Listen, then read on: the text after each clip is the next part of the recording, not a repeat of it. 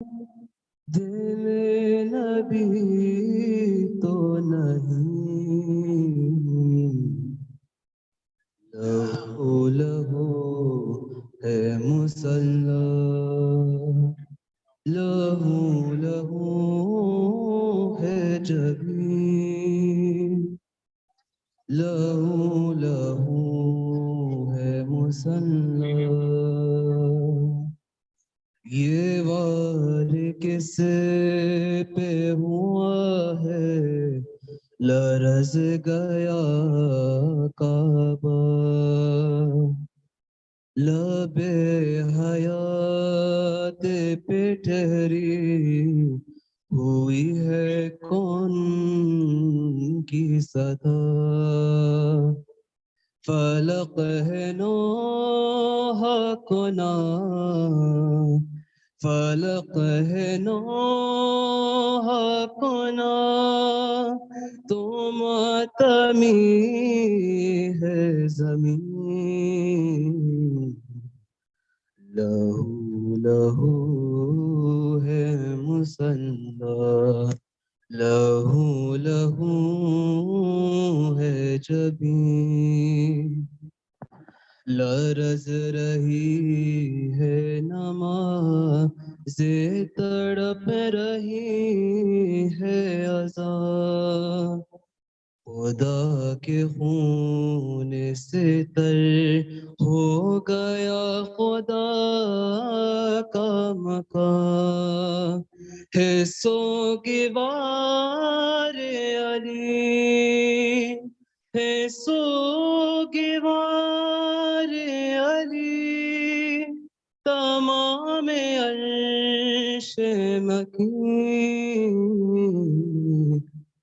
लहू लहू है मुसल्ला, लहू लहू है जबीन।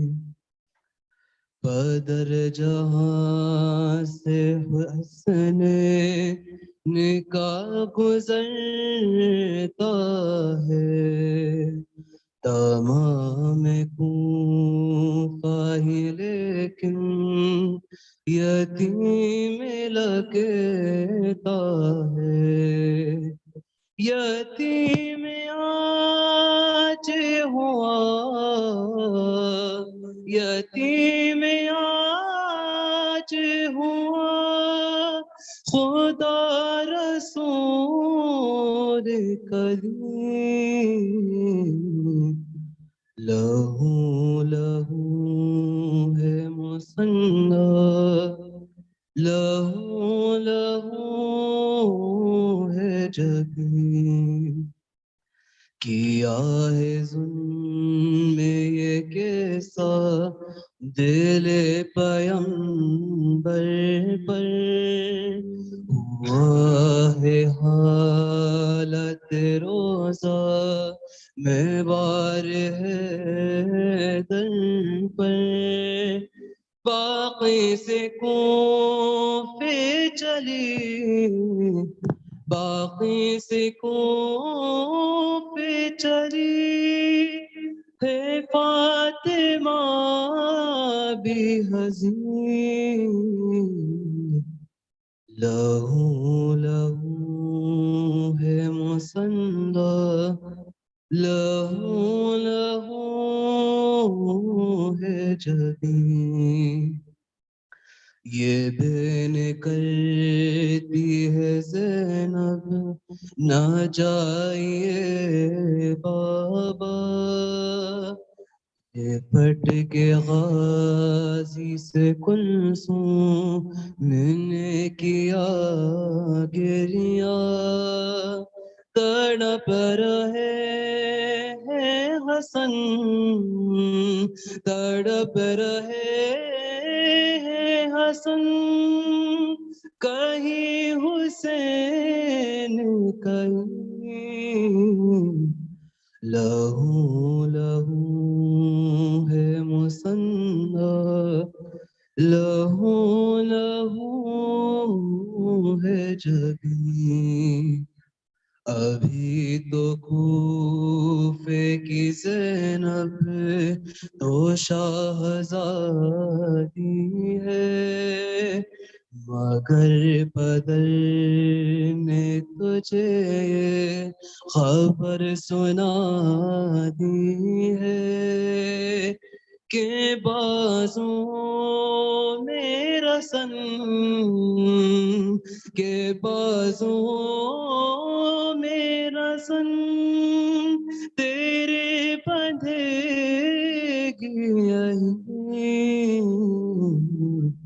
लहू लहू है मुसन्ना, लहू लहू है जबीं, ए जुल्म देखे कहीं, ए जुल्म देखे कहीं, दिल नबी तो नहीं। आवाज बुलंदर सलवात।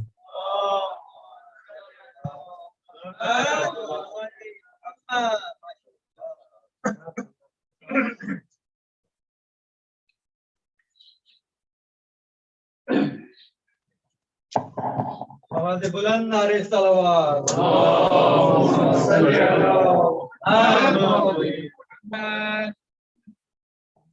एक और बार सलवात।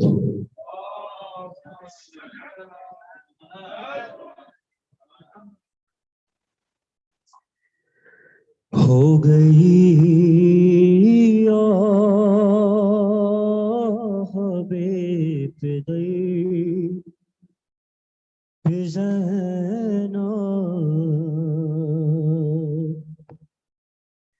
हो गई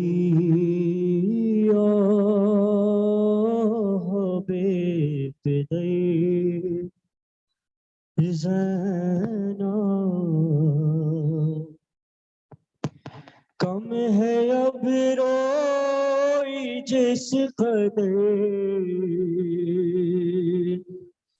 ज़ैना हो गई बेफ़िदे ज़ैना। आज है फ़ैशे गम पहले अज़ा, आज है फ़ैशे गम पहले अज़ा, बाप के गम में नौह गए ज़ैना हो गई बेफ़िदे ज़ैना।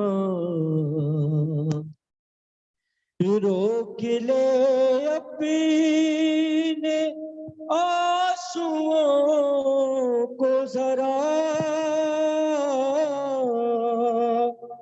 रोक ले अपने आंसुओं को जरा, अब तो रोना है उम्र भर ज़ैना हो गई बेफ़िदे ज़ैना। देखना एक दे दिखाएगी,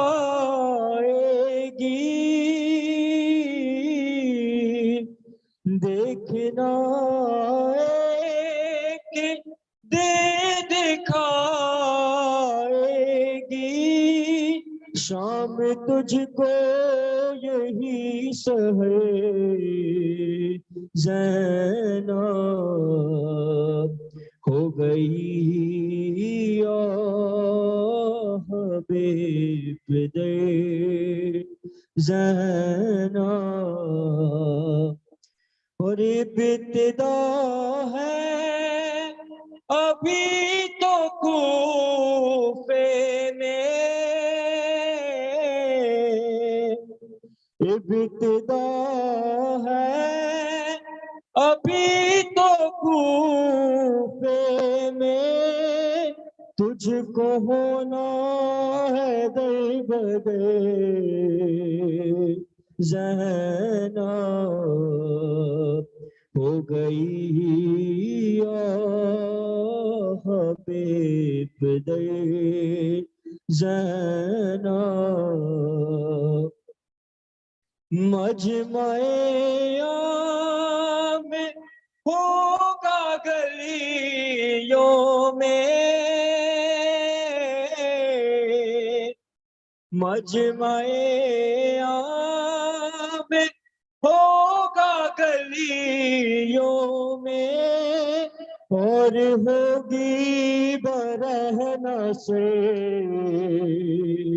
ज़ैनब, हो गई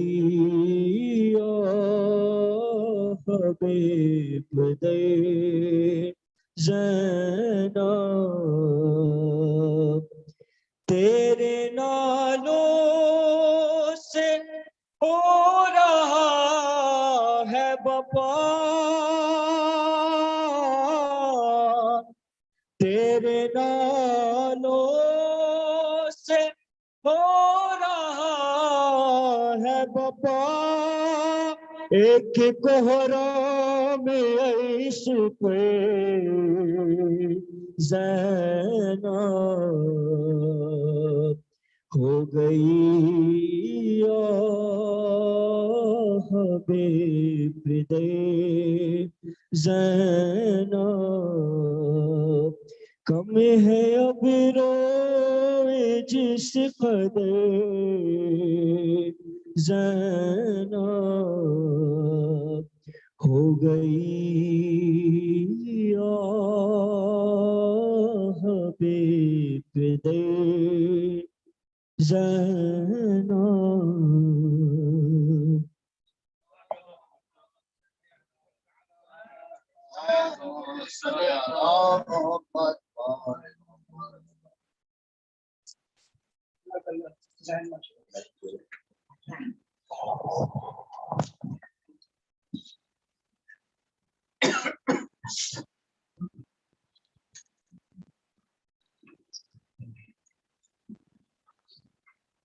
आवाज़ बुलंद सलावत।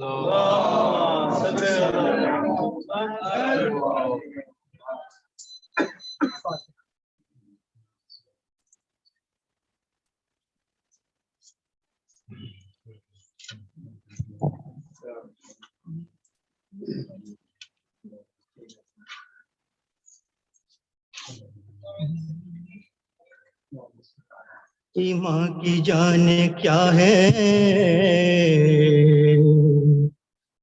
मोहब्बत अली की है,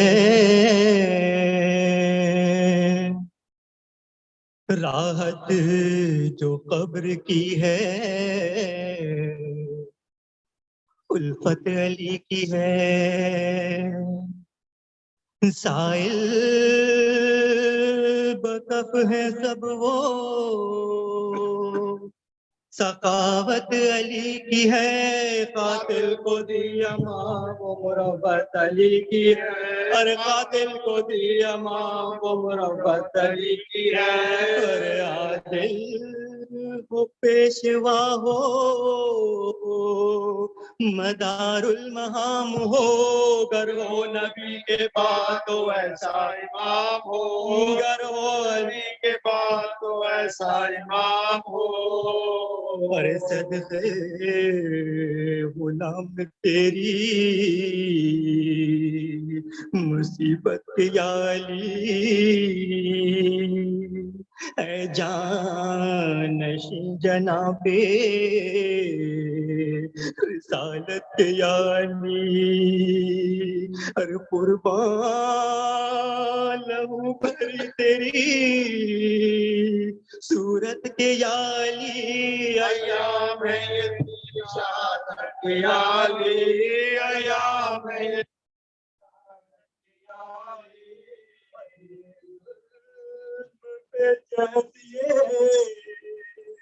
सबब हुआ तलवार तेरे सर पे लगी क्या मतलब हुआ, अरे तलवार तेरे सर पे लगी क्या मतलब हुआ। से आपका मातम है या अली, खून हो गए दिलों का ये आलम है या अली। दफ्तर जहाँ का दरहम उबर हम है या अली, माए सयाम माए मुहर्रम है या अली, अरे माए सयाम माए मुहर्रम है या अली। अरे मौला की नस्र को गहरे अश्क लाए हैं, ये रोजेदार आपके पुरसे को आए हैं, ये रोजेदार आपके पुरसे को आए हैं। अरे मौला शगाफ्ता हुआ सजदे में सर तेरा, अरे सैयद तबाह हो गया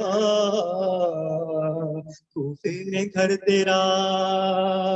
सरवर अलम दिलों को है शामो सहर तेरा, आकाइनी दिनों में हुआ था सफर तेरा, आकाइनी दिनों में हुआ था सफर तेरा। अरे आलम से बेखबर थे खुशबुओ खुशबू में, तलवार जब लगी कि झुके थे रुकू में, अरे तलवार जब लगी कि झुके रुकू में। अरे लाया था शहर को जफा जो पूछा के थे, मौला गिरे जमीन पे सजदे में खाके थे। अरे गुल पड़ गया कि सर पे लगी मुर्तजा के थे, खाई खुदा के शेर घर में खुदा के थे, खाई खुदा के शेर ने घर में खुदा के थे। अरे गहरा है जख्म पर के इमामे हिजाज पर सर से टपक रहा है लहू जानमाज पर, सर से टपक रहा है लहू जानमाज पर शेरे खुदा जो हाथों से थामे थे अपना सर, हर दोनों कोनियों से टपकता था खाक पर। अरे भागा जो इब्ने मुलजिम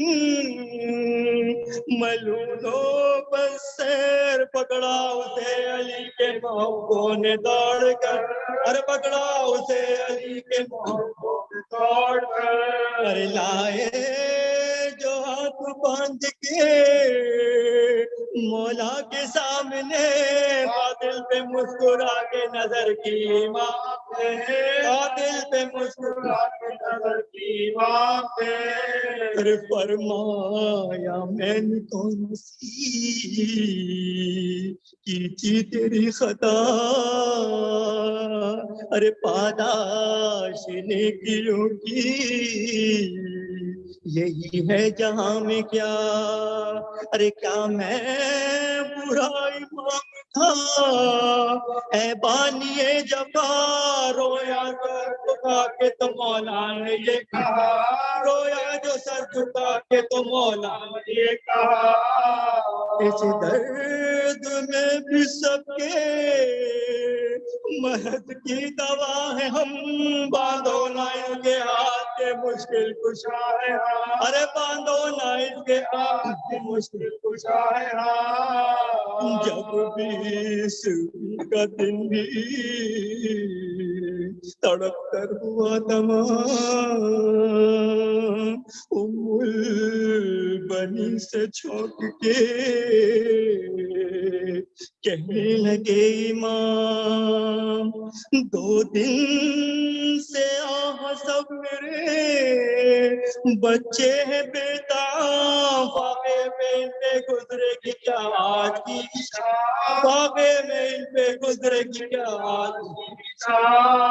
अरे अच्छा हूँ अब तो मैं ये, बस बेकरार है, खाना इन्हें खिलाओ के सब रोजेदार है, गाना इन्हें खिलाओ के सब रोजेदार है। अरे बोले हुसैन बाप से हाथों को जोड़कर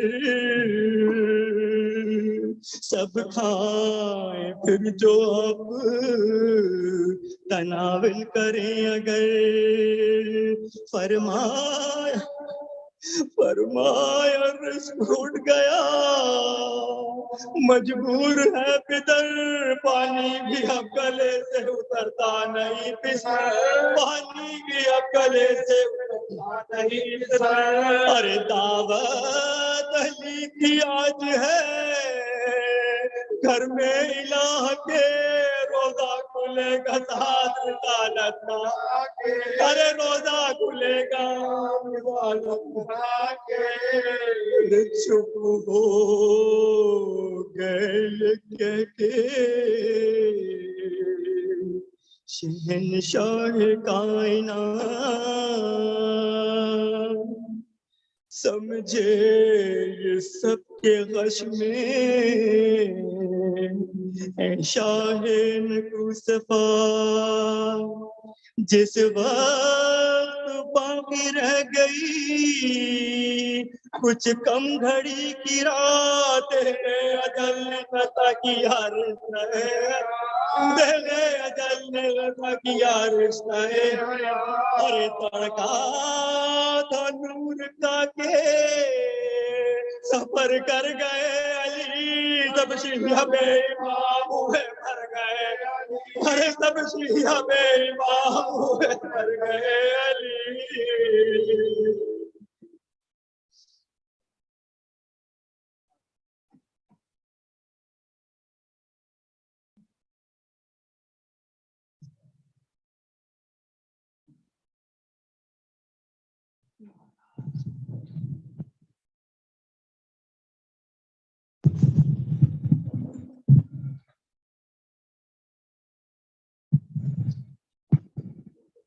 मोमिनो आप सबसे गुजारिश है कि थोड़ा आगे की तरफ आ जाए, मौलाना दुरूद भेज दें मोहम्मद वाले। अल्लाहुम्मा सल्ली अला Muhammad. Just few announcements, inshallah. As you all know, tonight is a Shab Qadr night, and inshallah we have short amal tonight right after majlis. Please join us for short amal after Ziyarat, inshallah. Tomorrow, Saturday, we have our last majlis of this ayam. This majlis tomorrow will be before iftar, so please make sure come here before majlis at 6:30 p.m. We'll have dua iftita, Maulana's speech first, and majlis, and then after that we'll have iftar after majlis. So please join us tomorrow. And Sunday we have the Shab Qadr long night amal, so please join us for that program. That program will be also before iftar, and after iftar, inshallah, we'll have Shab Qadr for all night, inshallah. Please join us for those nights. Tomorrow night, Saturday night, we also have a special program with Maulana Muhibullah. And we have selected a very important topic for all of us. It is about parenting issues here, especially living in the West. As we all know, almost everybody is going through this challenge that we all face, how to raise our children, different ages. Some children have grown older, they're not coming back to centers. All those topics will be discussed tomorrow with Maulana Muhibullah. Inshallah, he will enlighten us with this important topic. So please join us tomorrow after iftar. We will have that program, so please be here for that. Please recite Allah Sallallahu Alaihi Wasallam.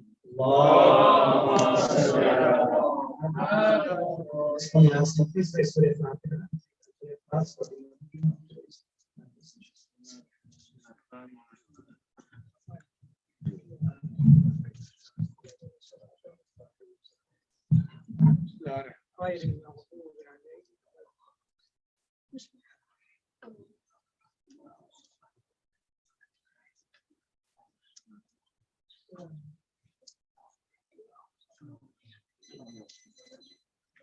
आवाज़ बुलंद नारे सलावत اللهم صل على محمد وآل محمد. Again, for the well-being of the Ummah, another salat ala Muhammad wa ali اللهم Muhammad. صل على محمد وآل Fighting for the peace and the appearance of Imam Islam, even louder salat ala Muhammad wa ali Muhammad. اللهم صل على محمد وآل محمد. أعوذ بالله من الشيطان اللعين الرجيم. بسم الله الرحمن الرحيم به نستعين.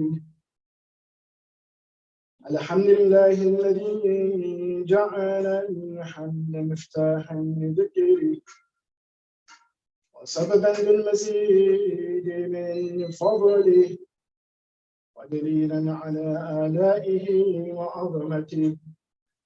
ثم الصلاة والسلام على خير خلقه سيدنا ونبينا وحبيب قلوبنا أبي القاسم المصطفى محمد. اللهم صل على محمد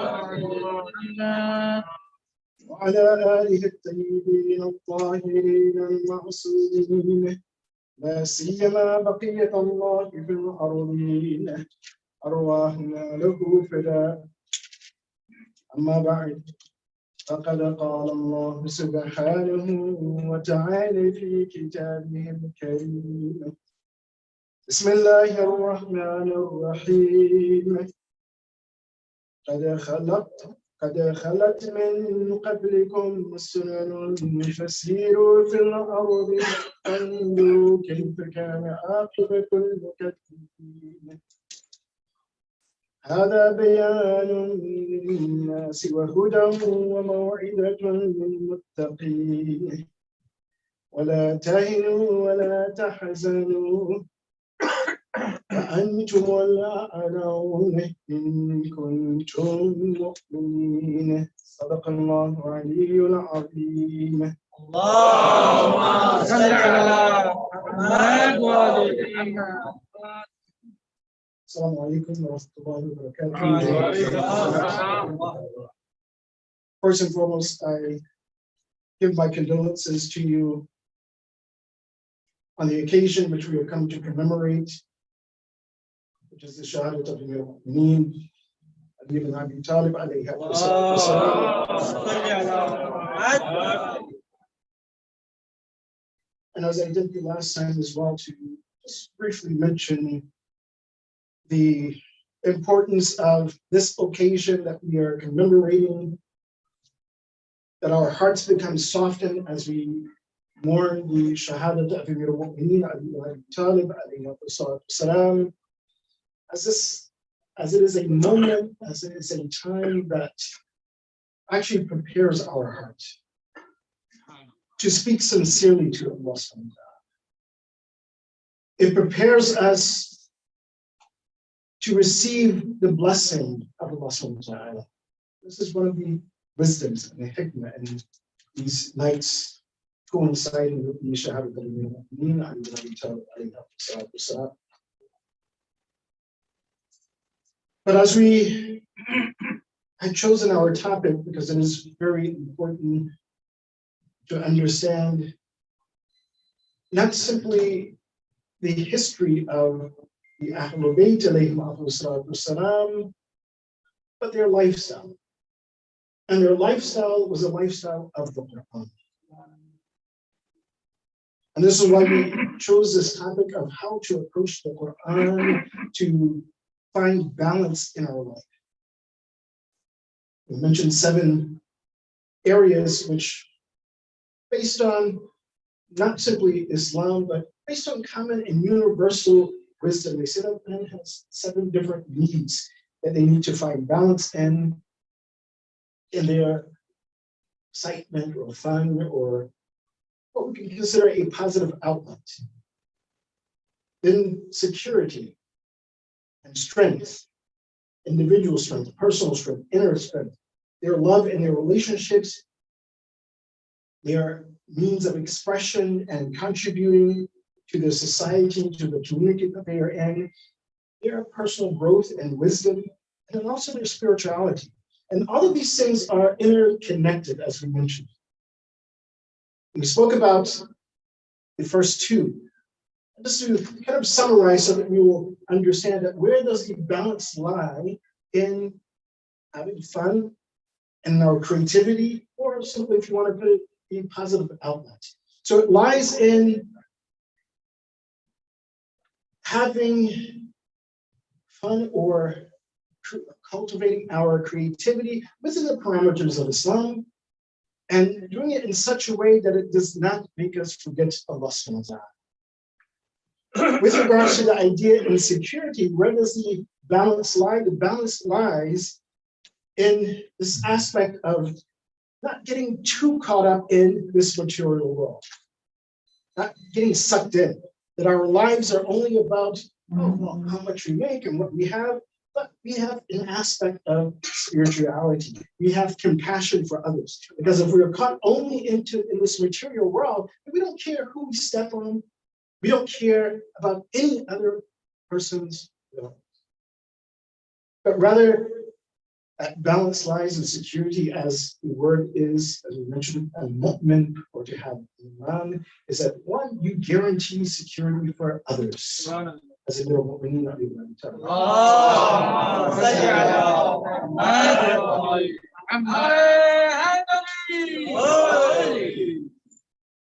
The third aspect of our life and our need, our human need, is in finding a balance in our strength, or as a universal statement is in our individual strength. And why is it individual strength? And this is very important for us to understand, and particularly to understand the Islamic perspective of it, because Western psychology, they take a different route towards this. They say the individual strength, meaning that a person has to have self-esteem, a person has to have confidence, and find that balance so that a person does not have low self-esteem or become arrogant. But quite often when you read about this in Western terms or Western philosophy, again, they are building up, some say, yeah, you build up the ego, but you don't build it up so much that you become arrogant. But there's no factor in it about Allah subhanahu wa ta'ala, or that relationship that we have with Allah subhanahu wa ta'ala. And on the other hand, we need to understand what that balance is. But yes, how do we build confidence? How do we have this self-esteem with our belief in Allah subhanahu wa ta'ala? And it's intricately related to this night as well. And I'll explain. Because sometimes, yes, Muslims, we live in a society or around the world, and yeah, Muslims get affected by everything that goes on around them, the social pressures, the peer pressure, sometimes pressure at home, whatever it may be, and then they may turn inwardly. We have low self-esteem, which sometimes leads to depression, sometimes leads to overeating, and all these things that come about when we don't have good self-esteem. Or sometimes it will cause a person to give up on things very easy. Oh, I tried this and then it didn't work.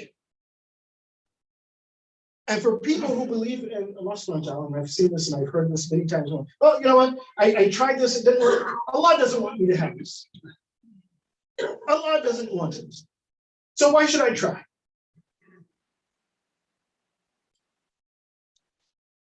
Someone who doesn't believe in God, they just say, oh, well, why should I even try?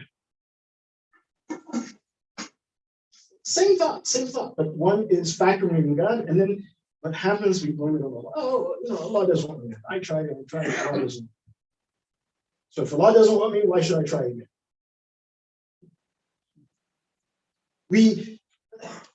as Muslims or someone who believes in God, say, oh, well, Allah predetermined this. But, He's already determined that it's not going to happen.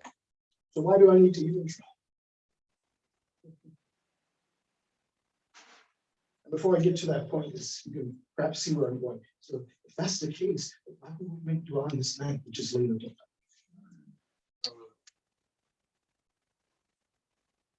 So that idea, at least for the believer, that idea of building and developing self-esteem, building confidence, is connected with our belief in Allah. I'm not going to go through this. There's a very complex kind of theology about free will and predestination. Oh, well, is everything already determined for us? So then there's no purpose in it. You say, oh, well, Allah already knows, and then, our destiny is fixed. We have no free will. But that's not the case. We do have. And there's a balance in them. And when we understand that balance as well, then we understand how to build our self-confidence, how to build our determination, how to maintain self-esteem as we move forward in life and face sometimes the most difficult situation, and not have that difficult situation keep us back from trying and making effort or losing determination. No, okay. I face this challenge, I face this difficulty, but yet still I'm moving forward. And subhanAllah, when we look at the history of Ahlul Bayt, salam, I can say with confidence that whatever we have faced is nothing. Nothing. That's one of the beauties in understanding the lifestyle of Ahlul Bayt. So as mentioned, we want to approach the Quran and figure out that how is it that we build self-esteem? How do we maintain our focus in the face of difficulties? And the first thing is that we have to understand and we have to believe in free will, that yes, Allah subhanahu wa ta'ala has given us free will, that we actually have an input. This is beautiful. This is beautiful. If it was predestination, that we have absolutely no input on what happens in our life, like I said, this life will be futile. But subhanAllah, Allah subhanahu wa ta'ala, with all his power, yes, he could have just said, oh, no, this is what your life will be, and that's it. But Allah subhanahu wa ta'ala, he has given us a moment in time. And it makes Qadr.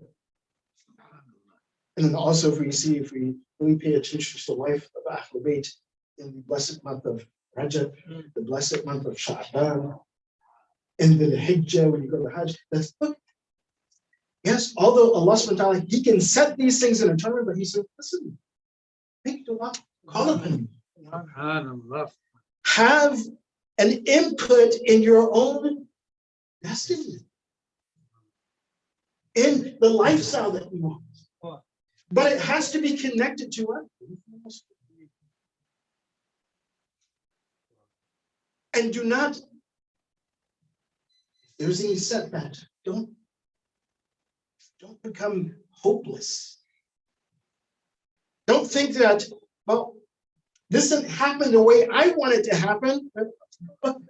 What's the use even moving forward? Also, in a very beautiful way, it actually connects all of these things. We said the first thing that we need to find balance in is what? In our creativity, having a positive outlet. Secondly, in security. And then third, in this personal and inner strength. Allah subhanahu wa ta'ala combines all of these in verses that I recited in the beginning from Surah Al Imran, so chapter 3 of the Quran, verse 137, 138. Allah subhanahu wa ta'ala says, قَدْ خَلَتْ مِنْ قَبْلِكُمْ سُنَنٌ.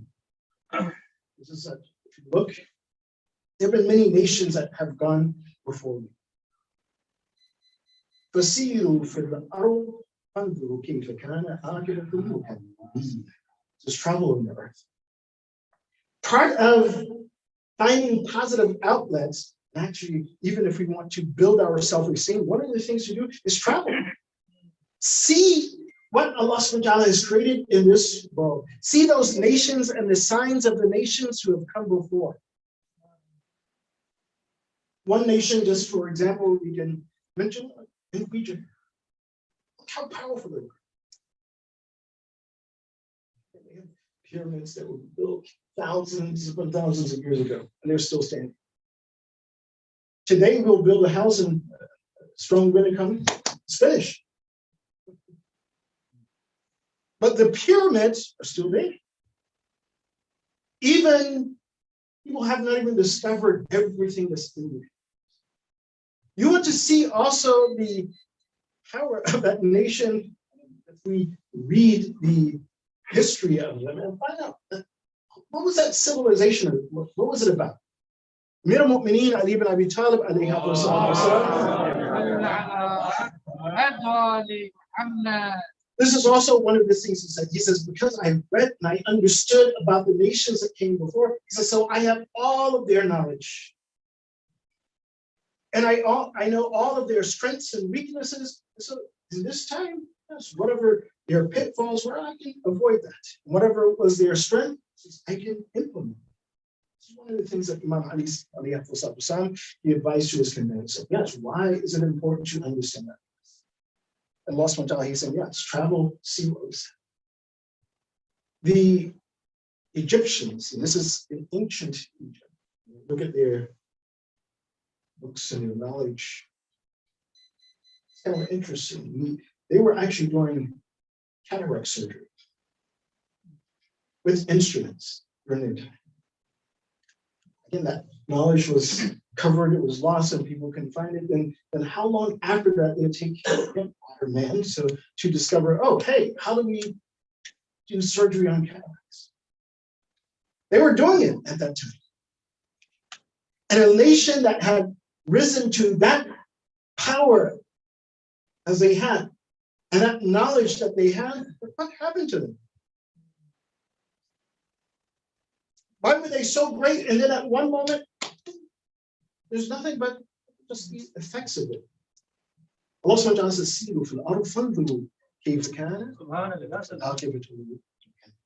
look at those who rejected Allah subhanahu wa ta'ala, who rejected his prophets, who rejected his revelation. And when you see that, again, and when people see that, and this is natural, this is the beauty of that. So this is the positive outlet. That in that positive outlet, in that excitement, because yes, when you travel, you find some excitement. Travel is fun. But in that, we can gain a lot of lessons. And also, he says, هذا بيان للناس. And for most people, yes, it's a bayan. It's an explanation. It's something to understand. But for the muttaqeen, but those who are conscious of Allah subhanahu wa ta'ala, it's more than just bayan. It's more than just, oh, hey, this is a historical point. Allah subhanahu wa ta'ala says, bayan lin-nas, for the common person, for the average person, it is just an explanation, just a moment of time in history. But for the muttaqeen, those who are conscious of their connection to Allah subhanahu wa ta'ala, he says, hudan wa maw'idatun lil-muttaqin. So it's not just a point in history and time, but it is a point of guidance for them. It is a point of awareness, and it's a lesson for them. Take lessons. And then Allah subhanahu wa ta'ala, he points out for the believers is that when you see that, and when you see that happen to those nations that have come before you, he says, وَلَا تَهِنُوا وَلَا تَحْزَنُوا. SubhanAllah.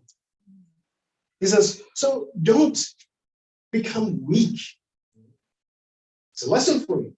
And if you take that lesson, then you will have confidence in yourself You have, again, not to the point of being arrogant, but it will build you as a person, as an individual. It will strengthen you as a person and individual so that you are not feeling weak, that you lack confidence, that you lack the strength to carry on in the face of difficulties. Nor you become sad or depressed. And why would you become sad and depressed, even if you're facing difficulties in your own life? Allah subhanahu wa ta'ala, He gives you the key. وَلَا تَهِنُوا وَلَا تَحْزَنُوا وَأَنْتُمُ الْأَعْلَوْنَ. When you are elevated on a status that Allah subhanahu wa ta'ala has placed you on a high elevation. So there's no need to feel inferior or weak or become saddened or depressed. There's a condition. In kuntum mu'minin. That if you had iman in Allah subhanahu wa ta'ala, if you have faith and you believe in Allah subhanahu wa ta'ala, you take that lesson that Allah subhanahu wa ta'ala, He says, go, look in this earth, look at what has happened to nations before you. And Allah subhanahu wa ta'ala, He says this also in the Quran, nations that when you look, they were stronger than you. Inshallah, we'll have 2 or 3 kids and we're like, oh, man, raise 2 or 3 kids or 5 kids. But those nations before, even one friend of mine, I'm not going to say, some people know them, but we mentioned how one friend of mine, his father had 20-some kids, 4 wives, 20-some kids, and in the discussion, it was like, oh my God, it's difficult. But if you look at the time of the prophets of past, Nabi Sulaiman, for example, he multiple wives. According, if you look at the biblical text, it's 300 wives and hundreds of kids. And what happened to our stamina, our ability to manage? We have one, and sometimes even one child, and we're like, oh man, this is overwhelming. It's a lot of work.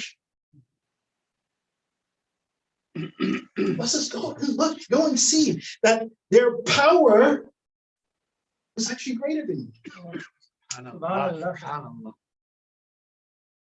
Their pyramids, for example, and this is one of the best examples, are still standing. Strong winds come, it doesn't fall over. Here, like I said, we get a strong wind, we get a flood, and that's it. Next, we're calling an insurance company. Hey, the house has been. But those things are still there. Let's just go and see. Take the lesson. And if you do, then know that there's a difference between those individuals who the only thing that remains of them are the things that they built, which they didn't take with them.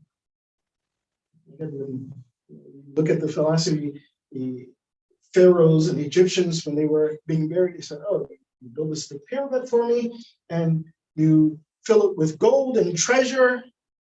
You bring our servants in there, and the servants will have food, and we will eat that food. The servants end up dying. They took none of the gold or silver with. It's still there for us to find, and some people will take and use for themselves. Let's just look at them. What remains of them? And the difference between you and them, those individuals who lived that life, as we mentioned last night, takathuri, just amassing things and taking nothing with them in the afterlife. Just amassing. The difference is an iman. Look at those who rejected Allah. Their life was simply a life of Egypt. But you who have iman, you who are conscious of your relationship with Allah subhanahu wa ta'ala, then that is a lesson for you, and it is guidance for you.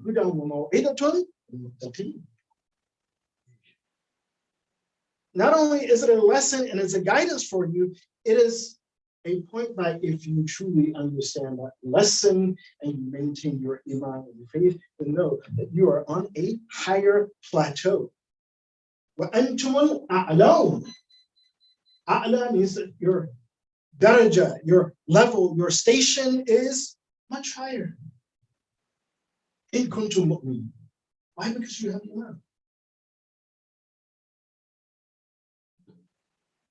And this is why I'll show you the example. We kind of know the example, but we tend to kind of take it for granted.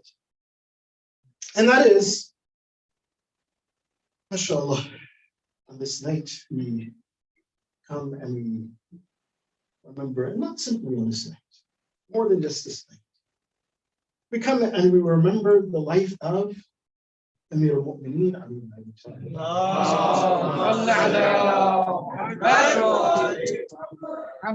We take the lessons of who gathers up this written emotion. We gather and we remember the sacrifice of Sayyid al-Shuhada, Imam Hussein. Who comes and who gathers from this? It shows you that they're on a different status. And so therefore, the believer maintains his or her self-esteem, confidence, no matter what the difficulties that they have to face in life. And this is a secret. This is why Amir al-Mu'mineen, Ali ibn Abi Talib,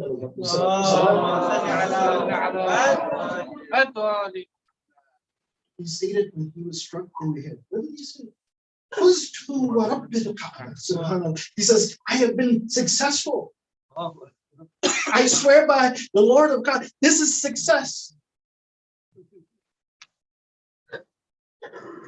When other individuals, other people may think of, oh, well, what is success? Oh, how big is my bank account? How big is my house? How many cars do I have?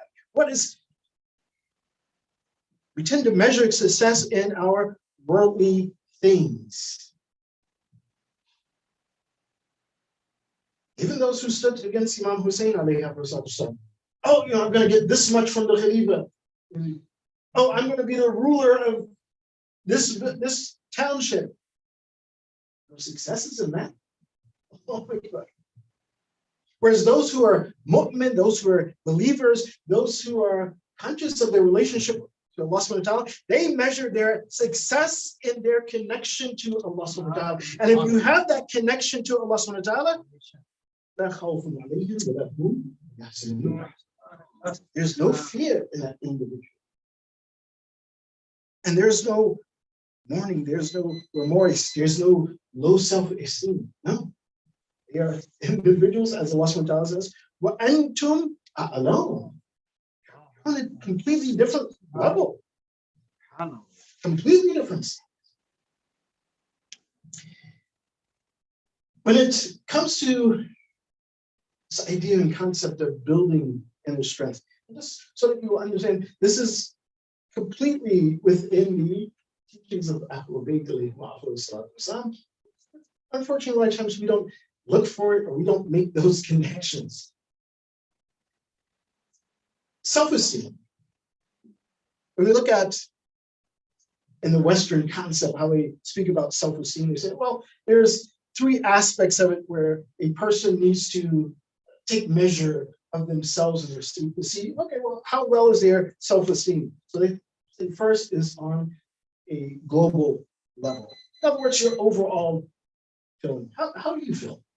What is your state of being? What is your state of mind? How do you feel?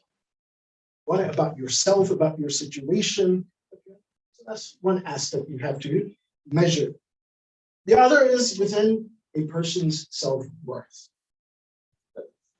If the person feels that they're not worth anything, their contributions and their efforts don't mean anything, yes, they don't have so low self-esteem and probably won't make any efforts for things. And then thirdly, there's self-evaluation. So it's a person who evaluates himself, and unfortunately sometimes this is what we may get caught up into. that, oh, well, how much am I worth, or what is my, what is my self-evaluation? And we like to compare the, oh, this person is making 6 figures and, well, I'm only making, what, 2 figures? So really, what is my worth? Or what do I need to do to strive to be like that? And again, this is not to say that, you don't seek the best of this world. Again, that's where the balance lies. We ask Allah subhanahu wa ta'ala, رَبَّنَا آتِنَا فِي الدُّنْيَا حَسَنَةً وَفِي الْآخِرَةِ حَسَنَةً وَقِنَا عَذَابَ النَّارِ. Yeah, give us the best of this world. Give us the best of the next world. But more importantly, keep us away from the hellfire. Because if we are trying to get the best of this world and we are sacrificing the hereafter, what have we done? Even within the advice of Ahlul Bayt alayhi, and there's a group of hadith that they speak about this idea or concept, minna Ahlul Bayt, minna. What does that mean? It means that you are from us, you're from the Ahlul Bayt, as they would often say about Salman Farsi or even Abu Hamza Samali, Salman minna Ahlul Bayt. Salman is from us. It's a part of the Ahlul Bayt. Beautiful statement by Ahlul. It says that that person who leaves his dunya for akhirah is it's not from us. And that person who leaves his akhirah for dunya, it's not from us. And in other words, those individuals who follow the Ahlul Bayt, their lifestyle is in balance. They strive for khayr dunya, but their contentment also what Allah subhanahu wa ta'ala gives them. And that contentment is not a contentment where, oh, well, that's it. I don't need to do anything. No, it is a contentment that, look, I have put in my effort, and then the rest is on the left. And I continue to put in my effort, and whatever Allah subhanahu wa ta'ala gives me from that, then alhamdulillah. But one does not cross the boundaries of disobeying Allah subhanahu wa ta'ala in order to get into wrath. So,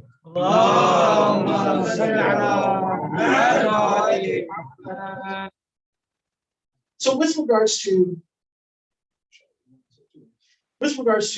this overall feeling, that how do we feel as a person, as an individual? Where does the Ahlul Bayt mention this? Like we are not paying attention to du'as that we recite, and we will read it and we will miss it.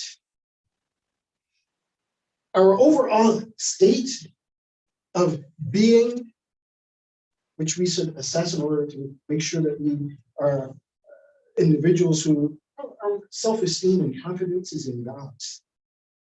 We ask Allah subhanahu wa ta'ala, especially in this blessed month of Ramadan, one of the du'as that is recommended to recite after every salat. Allahumma adkhil ala ahli al-qubur as-surur. Read into a point where it says, Allahumma ghayyir su'a halina bi husni hal. Oh Allah, make my state the best state of being. This is about having self-esteem and self-confidence, but it's connected to Allah subhanahu wa ta'ala. Not that we don't have free will and we don't have an action in that. One of the things I want to do. Yes, we have a hand in that. Because if we don't believe in our own participation and effort, and we say, oh, well, everything is best, I think I would have to challenge you as Mahlul. He challenged one individual in his time who made the statement in the street. This guy, he was a theologian, and he was standing. He says, oh well,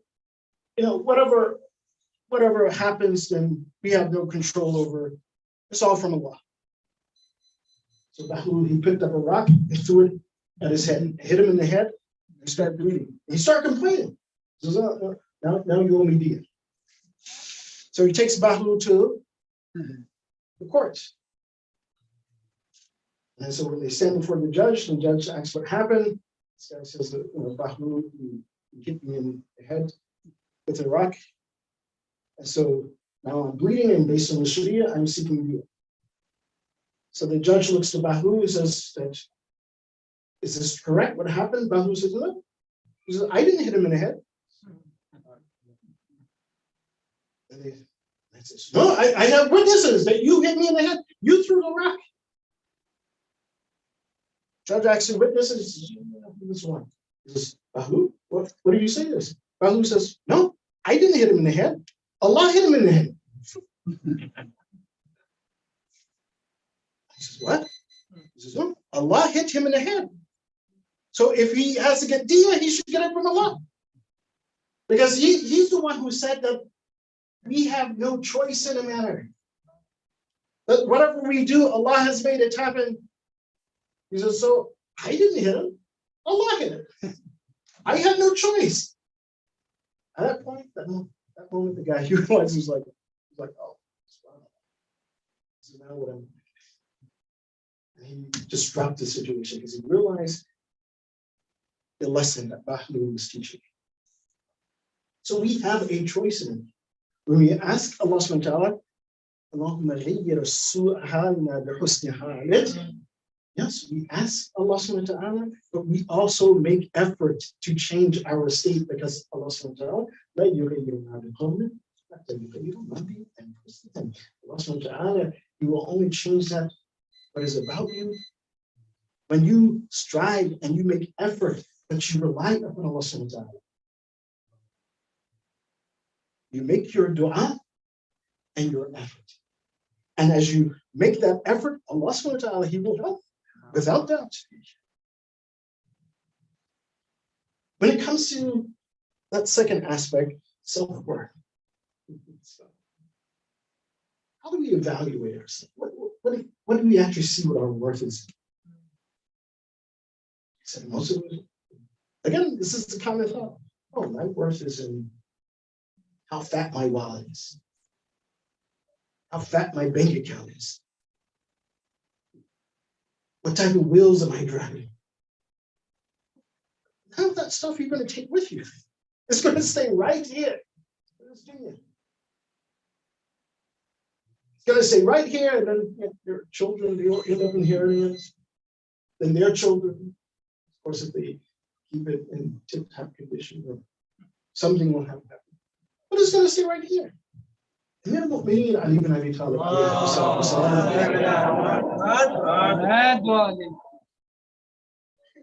beautiful statements. He says, he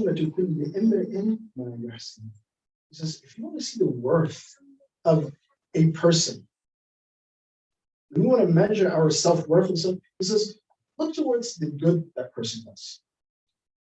That is your worth.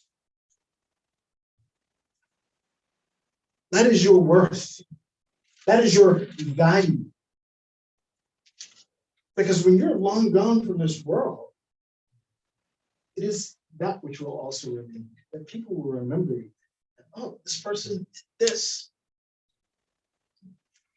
Not only that, just to give you one example also from the hadith of Rasulullah, this is a person who builds a masjid or who does these, what they call sadaqat al-jariyah.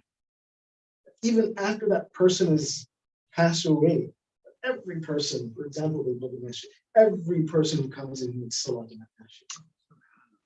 Every ayat of the Quran, every praise of Allah subhanahu wa ta'ala, every praise of Muhammad wa ali Muhammad Muhammad. The worth of that person might twist it. The worth of that person. It's sadaqah al-jariyah, meaning that they will get blessings. If you want a fat bank account, make that bank account the bank account of your akhirah. And make a sadaqah al-jariyah in this world that is going to just keep growing and continue. I'll say Imam Ali, in this concept of idea, he says, another aspect of our self-worth, if we really want to measure it as well, is in our status, and that's the status before Allah subhanahu wa ta'ala, and our ma'rifah, our understanding of Allah subhanahu wa ta'ala. That when we connect to Allah subhanahu wa ta'ala, our status, because the real status that counts is that status before Allah subhanahu wa ta'ala, not status before people. Not status before people. And we get it all backwards. If it was a status before people, then you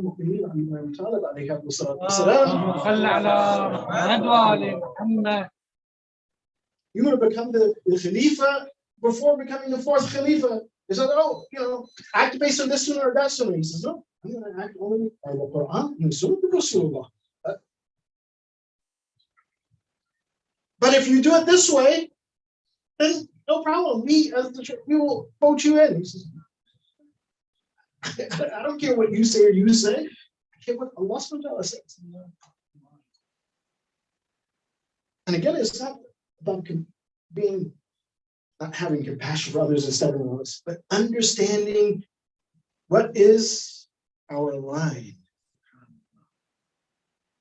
That even if, this is the standard, even if the world is against you, but you have the love of Allah and the love of His Rasul and His Ahlul Bayt alayhi salam, that's special. To live by the Quran and die by it. To live by the Sirat and the Sunnah of Rasulullah and His Ahlul Bayt alayhi salam. No matter what others think. Because see, when you live by that, then it will have its effect. And all of us are sitting here tonight because of that.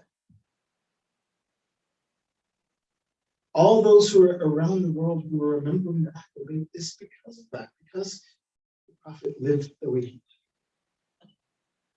You offered him the sun or the moon, he says, you can offer me these things, but they don't mean anything. It's what Allah subhanahu wa ta'ala is revealing. You can offer the world and everything in it.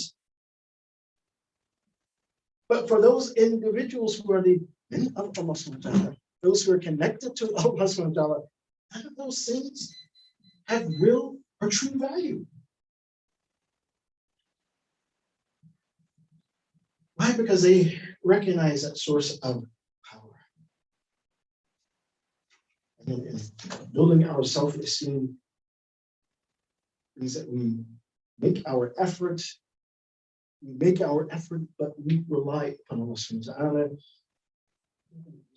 Not too much time to go through all of these, but just a few things. And this is why in Salah we have to pay attention to the du'as of Ahlul Bayt. There are great lessons in it, and when we don't understand it, and we just, oh, I just must have to read this, and we read it, and part of the aspect, yeah, we get it because we're getting this love of making that dua. But then we lose a big chunk of that by not understanding. What is the Prophet teaching us in this dua? What is the Imams teaching us in this dua? For example, beautiful statement in several duas it comes. This is also about building that self-esteem, building that confidence, but a confidence and self-esteem that is connected to Allah subhanahu wa ta'ala.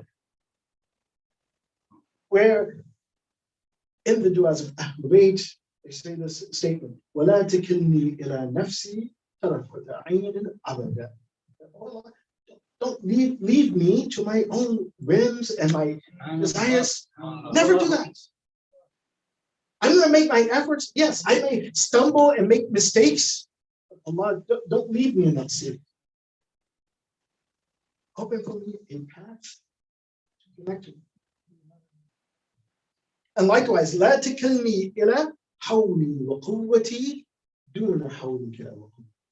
This makes it know that Allah, don't leave me to my own power and strength without connecting it to your power and strength.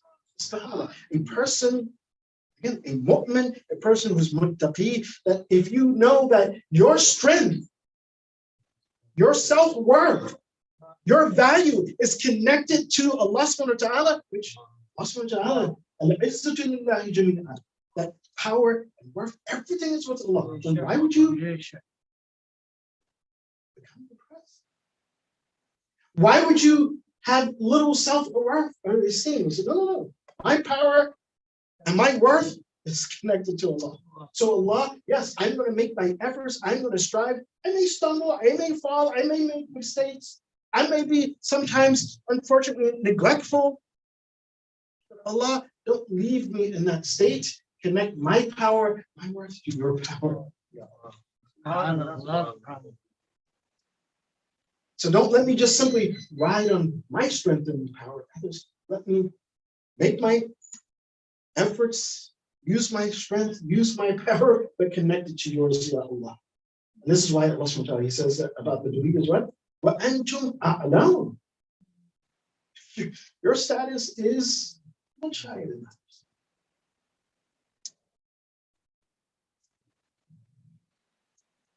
But I would say it's unfortunate, sometimes we don't realize this. But we have to gain that. The Prophet of Allah sallallahu alaihi wasallam, he made a statement. He said, if the believer actually knew their value and worth before Allah subhanahu wa ta'ala, he says, no nation would rise above. Allah shows us that where are we at as a human?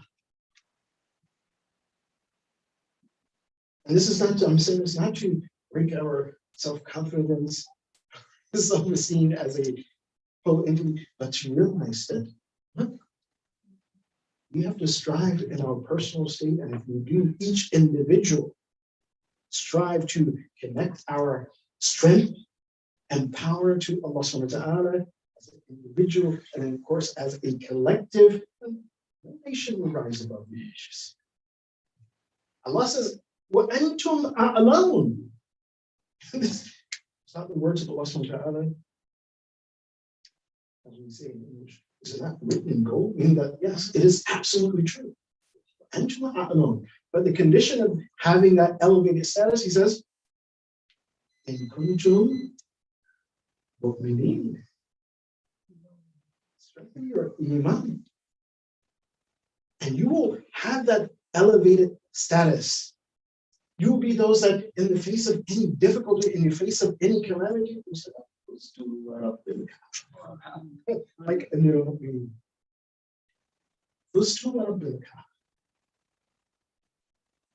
And verse 140 of Surah Al-Imran, I'm going to recite this verse and I'll simply read it in English. So we won't take too much time. Allah says, and if wounds afflict you, like the wounds have already afflicted those people. Look, as Imam Ali, he says, Yawmun laka wa yawmun alayk. This is life. And what is life? You'll have a day where you have ease, then you're going to have a day that it's going to be tough. It's going to be difficult. In those days of ease, thank Allah subhanahu wa ta'ala. Take advantage of that ease by building your connection with Allah subhanahu wa ta'ala. And in those days of difficulties, rely upon what you have built up in your iman and your strength and your connection to Allah subhanahu wa ta'ala. And you will make it through that difficult time. Right? As Allah says, you see, look, every nation, every person has gone through difficulties. And we make such vicissitudes rotate among mankind so that Allah may ascertain those who have faith. And that He may take martyrs from them. What is the wisdom in that? Because our iman is going to be tested. It's not simply we say, oh, La ilaha illallah Muhammadur Rasulullah. We believe, but we don't want to be tested. Allah says, no, we're going to test you. And for those who have iman, this is a secret in that aspect of building self-esteem, especially when you connect it to Allah subhanahu wa ta'ala. That you know that every single situation is what? It's a win-win situation. There's no lose. You're in a win-win situation. Because either you'll come out of that difficulty having grown your iman and achieved and obtained what You thought what you envisioned, that, oh, this is what I'm going to achieve. That's a win, is it not? Or if the difficulties and the pressures are against you are so much that what happens? You become shaheed, as Allah subhanahu wa ta'ala says. You'll see that who has iman and who doesn't, and He will take from among you shuhada, shaheed. And if you become shaheed, it's a win situation, is it not? This is why Imam Ali says, Fustu wa rabbil Kaaba. I've been successful. My success, he never said his success was when he obtained the khilafah, when people were coming at him, but no, you take the khilafah. He says, no, I don't want it. But they said, if you don't take it, we'll create chaos. And out of compassion for the people, he says, okay, okay. He didn't say, Fustu wa rabbil Kaaba. Oh, now finally I have been given my status that I should have been the Khalifa in the first place. He didn't say that. It was in his martyrdom, he says, Fustu wa rabbil Kaaba. So that believer who connects his power and strength to Allah subhanahu wa ta'ala is always a win-win situation. This is always a win-win situation. This is what we taught from the Ahlul Bayt. One of the last du'as I mentioned part of the book. That's the dua iftitah. SubhanAllah, this is what we're being educated about. That in that dua, we read to a part that says that, oh, you know, unfortunately, this is a state of meaningless. I'll say that sometimes when we make dua, inshallah, tonight is going to be a night of dua. And we have perhaps preconceived that, oh, what is it we need? We need that promotion, we need that, you know, extra paycheck, whatever it is, this or that in this world. And if Allah subhanahu wa ta'ala doesn't grant it to us right away, the verse is you become sad. And you're like, oh. The part says, in abta'a anni. However, the correct thing is that, oh, if I achieved it a little bit later, or Allah granted to me later, or Allah subhanahu wa ta'ala granted me something in a different form. I was thinking this, Allah gave me that. This is Allah, you've done that. Why? Because you know al-capital umur. You know the instinct. To give you just one example of this, because this is something I heard right before coming here, one of the youth at our community. Yeah. Actually graduated from college. And so he was applying for jobs. But we moved back home after graduating from college. And most of our youth are like, hey, you know, oh, I'm an adult now, but now I just stay at home and I'm trying to get a job. And like a month, he wasn't getting a job. And finally, when he got an interview to one place, and he gave the references. Oh, okay, here are the references, here's the reference. So he made it through the first interview. I guess there were multiple interviews. So, and in the second interview, he never made it to the second interview. And then when he found out that why he didn't make it to the second interview, wasn't called back for the second interview, he said one of the references said something. And it was, I guess the interviewer was like, oh, this is the wrong thing. Oh, we don't want this guy. So he didn't get the job. So man was sitting at home and his father told him about another position. Hey, why don't you apply for this? He's like, yeah, I've been trying for 3 months, nothing. And then finally, when I get an interview, it gets messed up. So I can't even rely on the people who I'm giving the information that this person would vouch for me. I can't even rely upon them. His father says, no, just try. Tawakkal ala Allah and try. So he was like, okay, I'm going to do this. My father wants me to do it, but what the heck? So he applied for the job. Got the interview. Second interview came about. And got the job. When he got the job, he also realized that the job that he didn't get, that the interview went south, who's actually making less money, would have made less money than the job that he actually got. He actually is making $25,000 more on the job, second job. Allah subhanahu wa ta'ala, he said, yes, don't go there. Go here. This is a better. So never despair.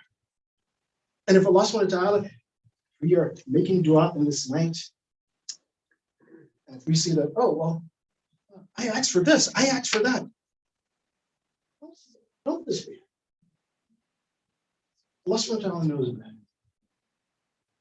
But just realize that when we connect our strength to the strength of Allah subhanahu wa ta'ala, there's a win-win situation. Always a win-win situation. This is what we want from the life of the Mu'min. What was the difficulties of the life of the Mu'min? This is not, on this night we mourn the shahadat of the Mu'min. But the azab of Amir al-Mu'mineen did not begin on this night. The azab and the sadness and the mourning of Amir al-Mu'mineen did not begin on this night. I want you to know where the azab and huzn of Amir al-Mu'mineen began. It began on a night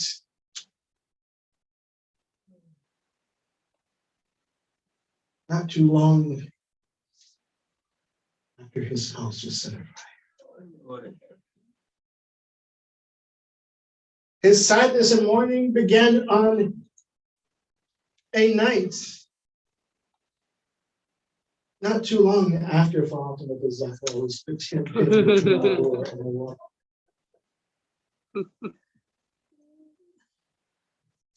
This is why on this night, when the children of Amir al-Mu'mineen, when they were coming around him and they were mourning and they were crying, Amir al-Mu'mineen, he would often look at them. He was just, why are you crying? I'm trying to cry. But I'm returning back to Allah. It is that moment which he says, oh, I swear by Allah that Huzdu went up in the Kaaba. He would tell his children, and even in that state of Mu'mineen, subhanAllah, that he wasn't crying for himself, he would often cry for his children. He would look towards Imam Hassan. He would say, you will be poisoned. He will look towards his son Hussein, and he will tell him, Anta shaheed hadhihi al-ummah, that you are the martyr of this ummah, that you will be martyred. He will look towards his daughter Zaynab al-Kubra, that when she is crying, and say, my daughter, that you're crying for me. But look what will happen to you, that you will witness the atrocities of Karbala, that you will be imprisoned and ushered around the Muslim world, that your hijab will be taken.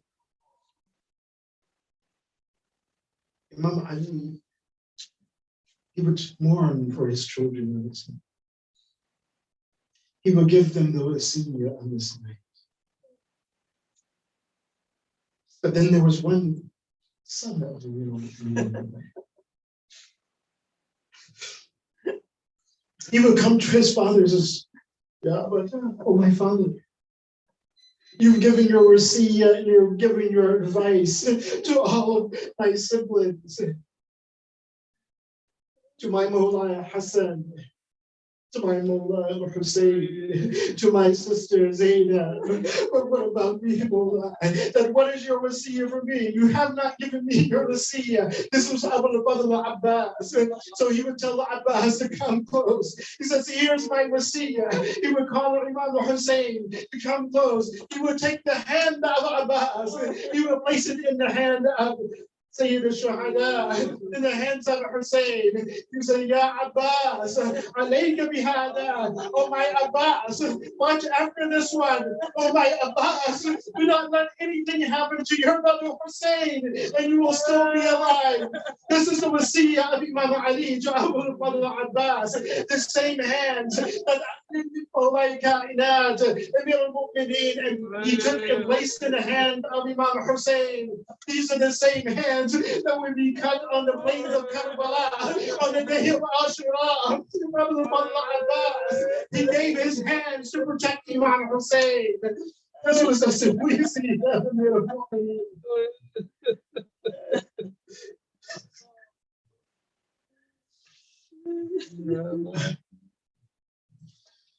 إنا لله وإنا إليه راجعون سيعلم الذين ظلموا أي منقلبون اللهم بحق هذا المجلس العلوي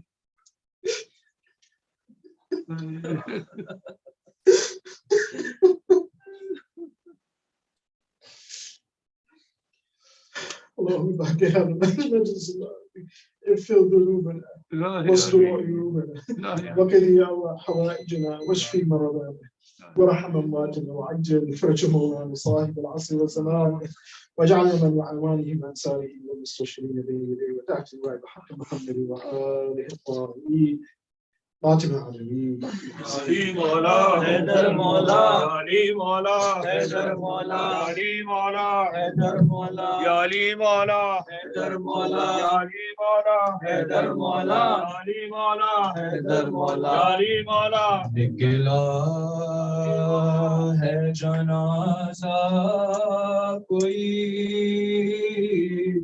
اللہ کے گھر سے نکلا ہے جنازہ کوئی اللہ کے گھر سے افلاک میں کشور ہے ماتم کے اثر سے ہائے افسوس کے مسجد میں نمازی گیا مارا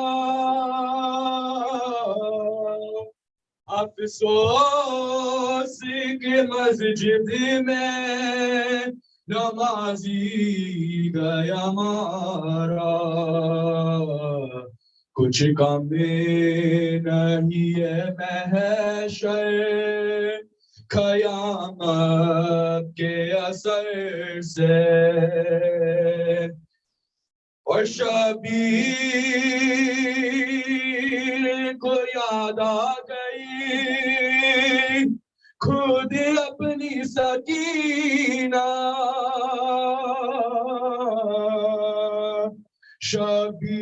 شبیر کو یاد آ گئی خود اپنی سکینہ زینب کو ہٹایا گیا جب لاش بدر سے اور یاد آ گیا زینب کو وہ پہلو شکستہ یاد آ گیا زینب کو وہ پہلو شکستہ رومال ہٹایا گیا جب بابا کے سر سے اور زینب سے یہ کہہ دو کہ وہ دل کھول کے روئے زینب سے یہ کہہ دو کہ وہ دل کھول کے روئے شبیر की हम शीर है, रोने को न कर से। और असहाब भी सुन पाए ना, जिस बीबी की आहट। असहाब भी सुन पाए ना, जिस बीबी की आहट। सरनंगे वही गुजरेंगी इस राह गुजर से। और हम भूल न जाना इन्हें कूफे के मदीनों। हम भूल न जाना इन्हें कूफे के मदीनों। गुजरेंगी ये शहजादियां इस राह गुजर से। निकला है जनाजा कोई अल्लाह के घर से। गाली मौला हैदर मौला, गाली मौला हैदर मौला, गाली मौला हैदर गाली मौला हैदर मौला, गाली मौला हैदर मौला, गाली मौला हैदर मौला, गाली मौला हैदर मौला। गाली मौला। ये जनाजा है अली का, शाह तैबर गिर का। ये जनाजा है अली का, ये जनाजा है अली का, शाह तैबर गिर का।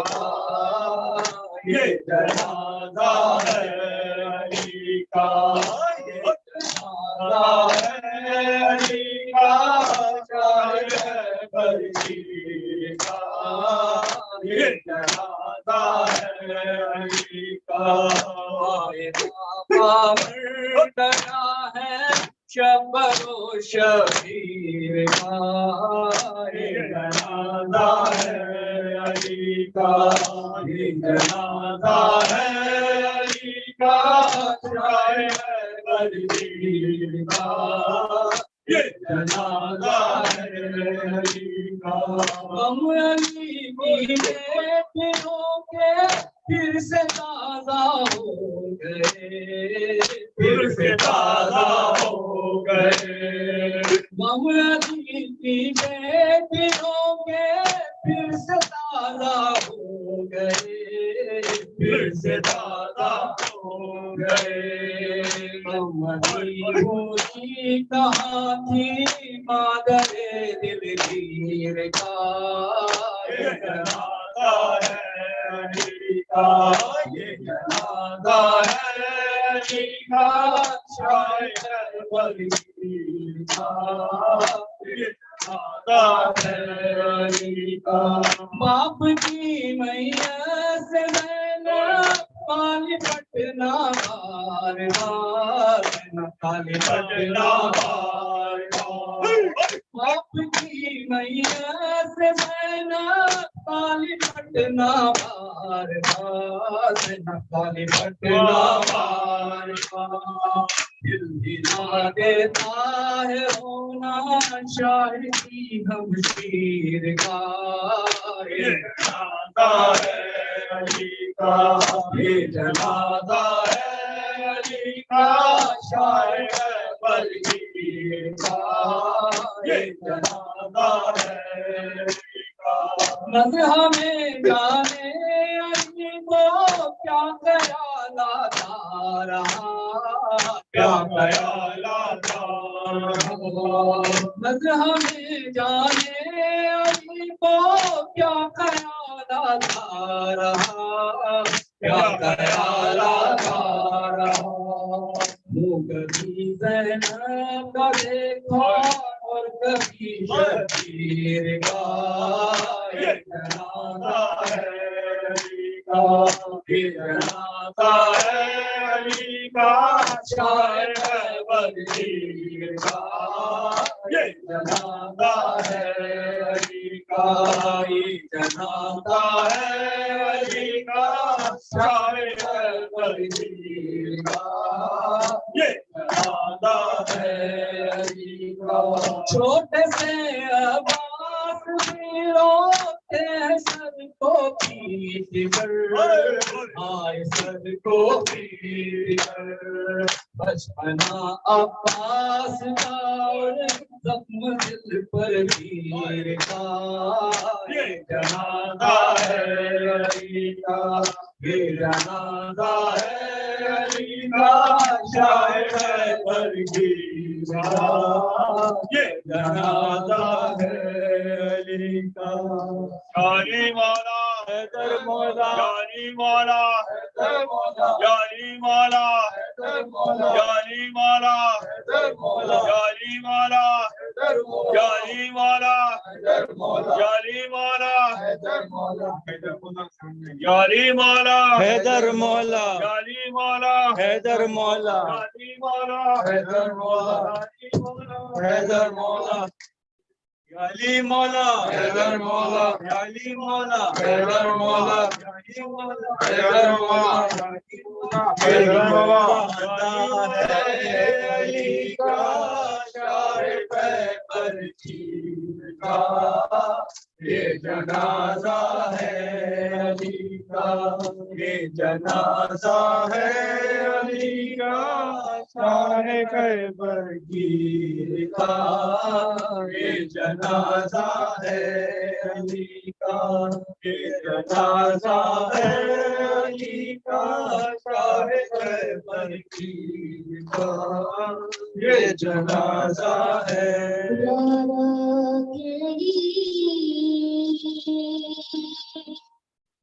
क्यों देते हैं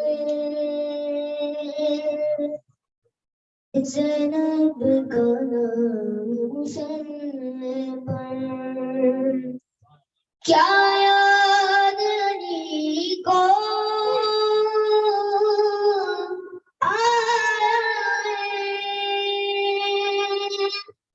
बाजार शाम मुसल्ले पर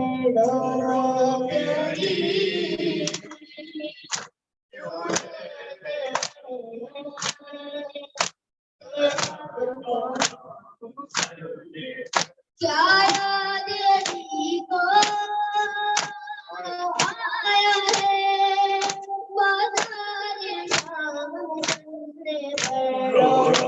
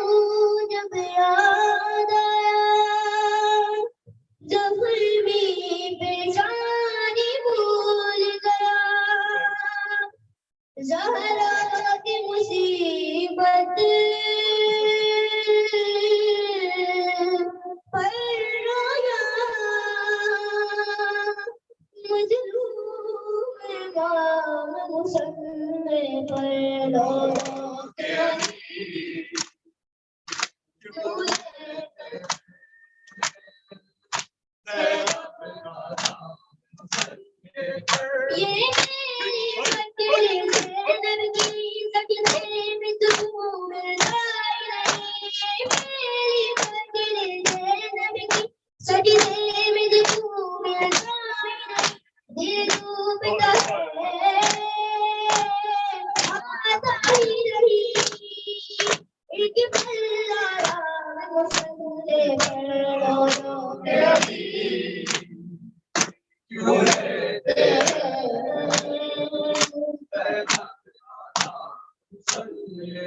शाबीर की जान से रंग को पिलाया था शरबत शाबीर की जान से रंग को पिलाया था शरबत जब याद अली को आया था एक तस्वीर मुसल्ले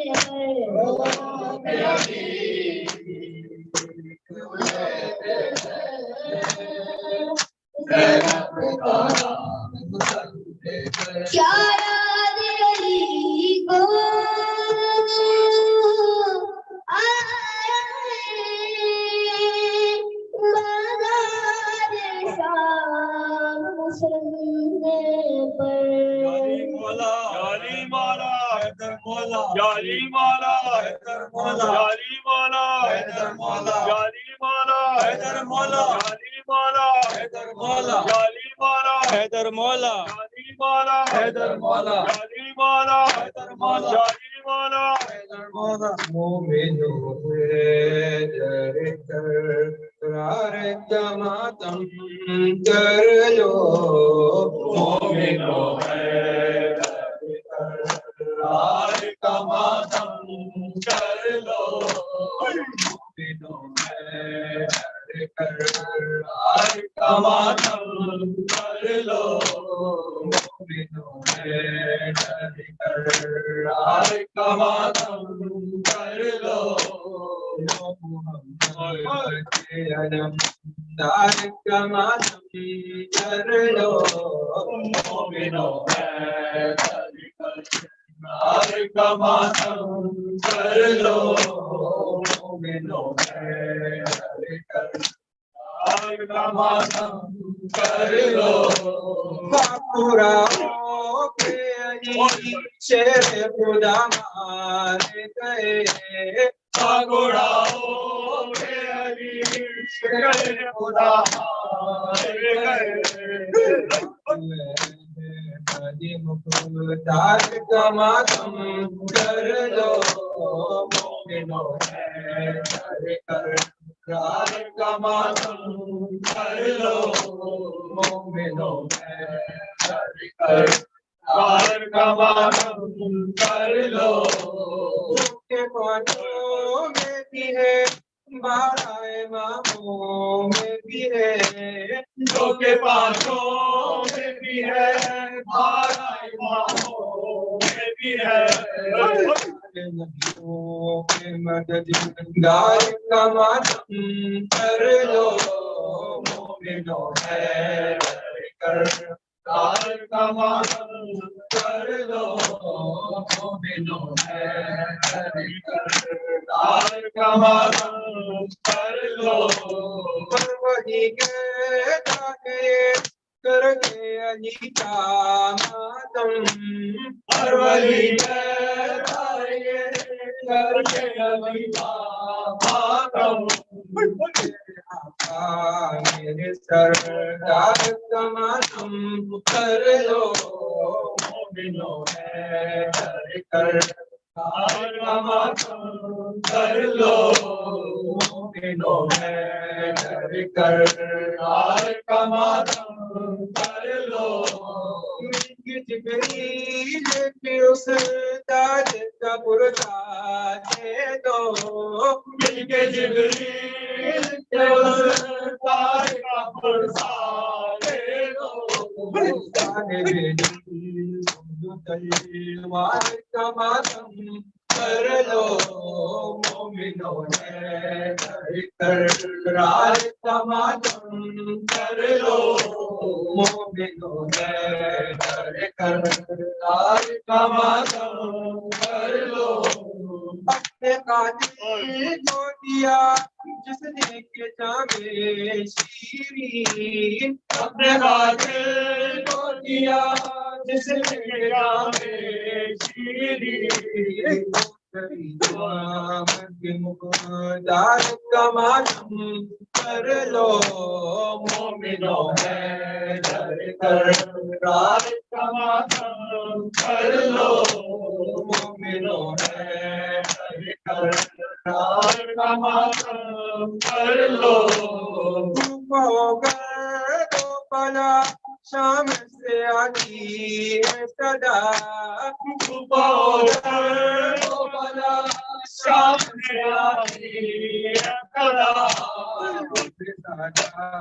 के गुलजार का मातम कर लो मोमिनो है डर कर रात का मातम कर लो मोमिनो है डर कर रात का मातम कर लो जो मोहम्मद के अलम दार का मातम कर लो मोमिनो है डर कर रार का मातम कर लो या हुसैन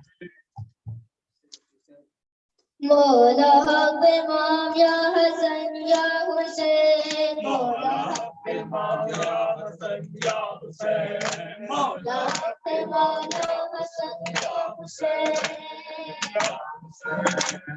या हुसैन वो करे बेशीर था करे बेशीर था और हर बला का तीर था और कुर्बला का तीर था नन्ना गला क्यों पर्चिदा नन्ना गला क्यों पर्चिदा लड़की ज़मीन और आसमां इमाम या हसन या हुसैन मौला इमाम या हसन या हुसैन या हुसैन या हुसैन वो आबिदे बीमार था वो आबिदे बीमार था सीने पे जो चले जो था और से जो लाचार था और शाम का बाजार था और शाम का बाजार था और मुस्तफा की बेटिया हसन या हुसैन मौला इमाम हसन या हुसैन या हुसैन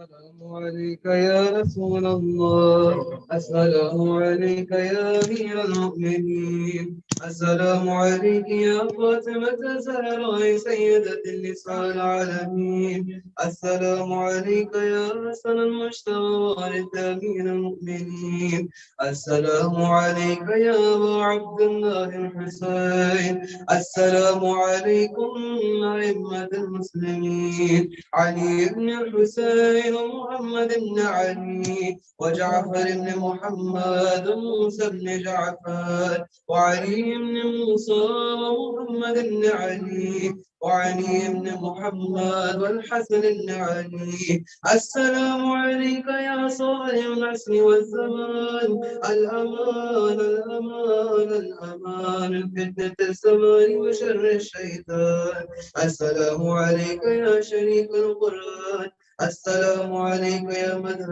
الإيمان السلام عليك يا خليفة الرحمن السلام عليك يا إمام الإنس والجان عجل الله تعالى فرجك وسهل الله تعالى مخرجك ودخولك وجعلنا من أنصارك وأعوانك السلام عليكم ورحمة الله وبركاته اللهم كن وليك المتقين صلواتك عليه وعلى آله في هذه الساعة وفي كل ساعة وليا وحافظا وقائدا وناصرا ودليلا وعينا حتى تسكنه أرضك طوعا وتمتعه فيها نبيلا. بسم الله الرحمن الرحيم. يا رب اجعل